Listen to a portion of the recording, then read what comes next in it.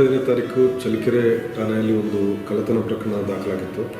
ಇದರ ಡೀಟೇಲ್ಸ್ ನೋಡಿದ್ರೆ complaint KY Guruprasad, ಇವರು ರಿಟೈರ್ಡ್ CBI SP, ಇವರು ಬ್ಯಾಂಗ್ಳೂರಲ್ಲಿ ವಾಸ ಇರ್ತಾರೆ. ಇವರು ಬಳ್ಳಾರಿಯಲ್ಲಿ ಅವರಿಗೆ ಸೇರಿದ ಒಂದು ಜಮೀನನ್ನು ಮಾರಾಟ ಮಾಡಿ ದುಡ್ಡನ್ನು ಒಂದು ಬಾಡಿಗೆ ಕಾರ್ನಲ್ಲಿ ಇಟ್ಕೊಂಡು ವಾಪಸ್ ಬರ್ತಾ ಇರ್ತಾರೆ. Total amount 97 lakhs. ಇವರು ವಾಪಸ್ ಬರುವಾಗ ಚಳ್ಳಕೆರೆಯಲ್ಲಿ ಒಂದು ರೆಸ್ಟೋರೆಂಟ್ ಹತ್ರ ಊಟ ಮಾಡಲಿಕ್ಕೆ ನಿಲ್ಲಿಸ್ತಾರೆ. ಆವಾಗ ಈ ಕಾರಿನ ಡ್ರೈವರ್ ರಮೇಶ್ ಬೇಗ ಊಟ ಮುಗಿಸ್ಕೊಂಡು ಹೊರಗಡೆ ಬಂದು ಕಾರ್ನಲ್ಲಿ ಪರಾರಿ ಆಗುತ್ತಾನೆ ದುಡ್ಡು ಜೊತೆ. ಸೊ ಇವನು ತನ್ನ ಮೊಬೈಲ್ ಸ್ವಿಚ್ ಆಫ್ ಮಾಡಿಕೊಂಡು ಪರಾರಿ ಆಗ್ತಾನೆ. ನಂತರ ಗುರುಪ್ರಸಾದ್ ಅವರ ಕಂಪ್ಲೇಂಟ್ ಮೇಲೆ ನಾವು 25ನೇ ತಾರೀಕು ಈವ್ನಿಂಗ್ ಚಳ್ಳಕೆರೆಯಲ್ಲಿ ಕಳ್ಳತನ ಪ್ರಕರಣ ದಾಖಲಾಗಿತ್ತು. ಪ್ರಕರಣ ದಾಖಲಾದ ಕೂಡಲೇ ನಾವು 3 ತಂಡಗಳನ್ನು ರಚಿಸಿ ಈ ಕಾರ್ಯಾಚರಣೆಯನ್ನು ನಡೆಸಿದ್ದೇವೆ. ಇದರಲ್ಲಿ PSI ಈರೇಶ್ ಇವರ ಟೀಮು ಪಾವಗಡ ಹತ್ತಿರ ಈ ಆರೋಪಿಯನ್ನು 26ನೇ ತಾರೀಕು ಬೆಳಗ್ಗೆ ವಶಪಡಿಸಿಕೊಳ್ಳುವುದರಲ್ಲಿ ಯಶಸ್ವಿ ಆಗ್ತಾರೆ. ತದನಂತರ ಆರೋಪಿಯನ್ನು ದಸ್ತಗಿರಿ ಮಾಡಿ ಅವನ ಹೇಳಿಕೆ ಪ್ರಕಾರ ನಾವು ಈ ದುಡ್ಡನ್ನು ನಾವು ಪಾವಗಡದಲ್ಲಿ ಇರುವ ಅವರ ಅಜ್ಜಿ ಮನೆಯಲ್ಲಿ ಸೀಸ್ ಮಾಡಿದ್ದೇವೆ. Total amount 97 lakhs intact seize ಆಗಿತ್ತು. ಸೊ ಈ ಒಂದು ಪ್ರಕರಣದಲ್ಲಿ ನಮಗೆ ತುಮಕೂರು ಪೊಲೀಸರು ಮತ್ತು ಅನಂತಪುರ ಪೊಲೀಸರು ಮತ್ತು ಸತ್ಯಸಾಯಿ ಡಿಸ್ಟ್ರಿಕ್ಟ್ ಪೊಲೀಸರು ನಮಗೆ ಸಹಕಾರ ಮಾಡಿದ್ದಾರೆ. ಅವರಿಗೂ ಅಭಿನಂದನೆಗಳು. ಮತ್ತು ಈ ಒಂದು ಪ್ರಕರಣದಲ್ಲಿ ಇಷ್ಟು ಕ್ಷಿಪ್ರವಾಗಿ 24 ಗಂಟೆ ಒಳಗಡೆ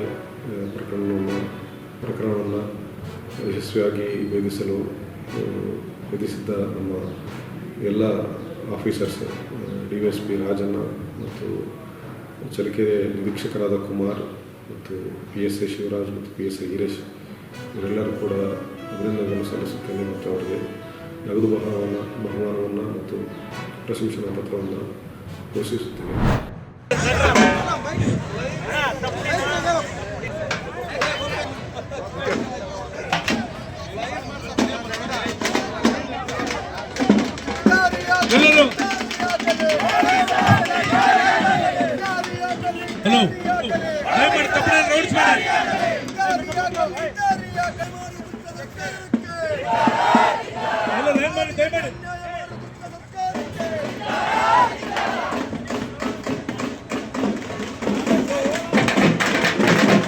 ಹಲೋ ಹಲೋ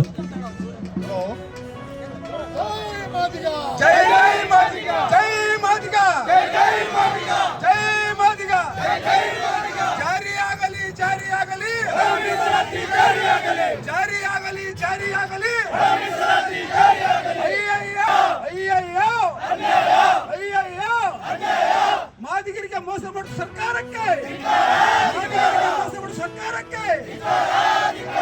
ಜಾರಿಯಾಗಲಿ ಬೇಕೇ ಬೇಕು.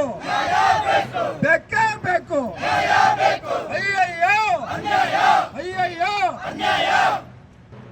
ಮಾದಿಗರಿಗೆ ವಂಚನೆ ಮಾಡುತ್ತಿರುವ ಕೆಟ್ಟ ಸರ್ಕಾರಕ್ಕೆ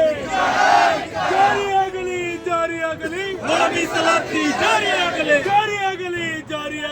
ಒಳ ಮೀಸಲಾತಿ ಜಾರಿಯಾಗಲಿ ಬೇಕು. ಚಿತ್ರದುರ್ಗ ಮಾದಿಗ ಮಹಾಸಭೆಗೆ ಜೈ ಮಾದಿಗ ಜಾರಿಯಾಗಲಿ